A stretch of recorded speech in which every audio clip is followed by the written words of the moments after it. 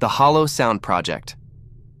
In the late 1960s, buried deep within an abandoned mining facility in northern Finland, a group of Soviet and Scandinavian scientists conducted what they later referred to only as the Hollow Sound Project.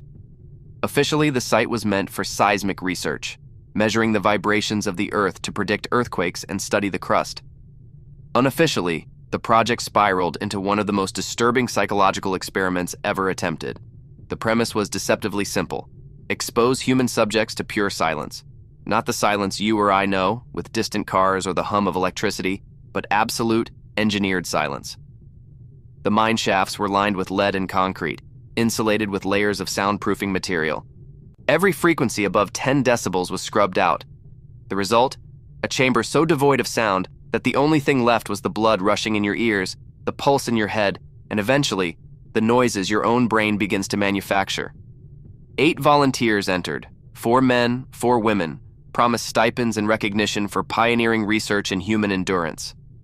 Each was locked in a chamber alone, equipped with minimal food, water, and a cot. The only rule: endure 30 days.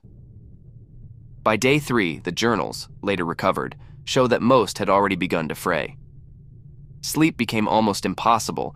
Without environmental noise, the brain couldn't distinguish waking thought from dream logic.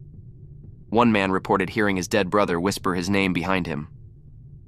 A woman described the sensation of something crawling under her skin, synchronized to her heartbeat.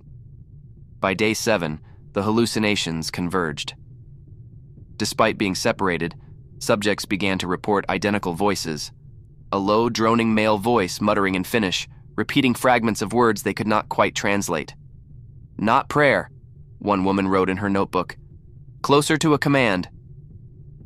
On day 10, one of the researchers monitoring through infrared claimed to see a subject sit upright and speak, though no sound reached the microphones.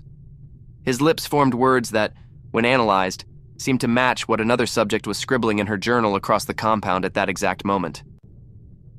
2 individuals, in separate chambers, repeating the same unheard phrase. By day 15, things collapsed. Food rations were ignored, water untouched. Some tore strips of their bedding to block imaginary drafts, though the chambers were climate-controlled. 3 subjects began mutilating themselves, not in rage, but with precision, as though guided. They pulled fingernails, traced patterns into their arms, carved symbols that no linguist has ever been able to fully decode. Only 2 were alive when security finally intervened on day 21. The others were found collapsed in positions that suggested they'd been kneeling, as though listening. The 2 survivors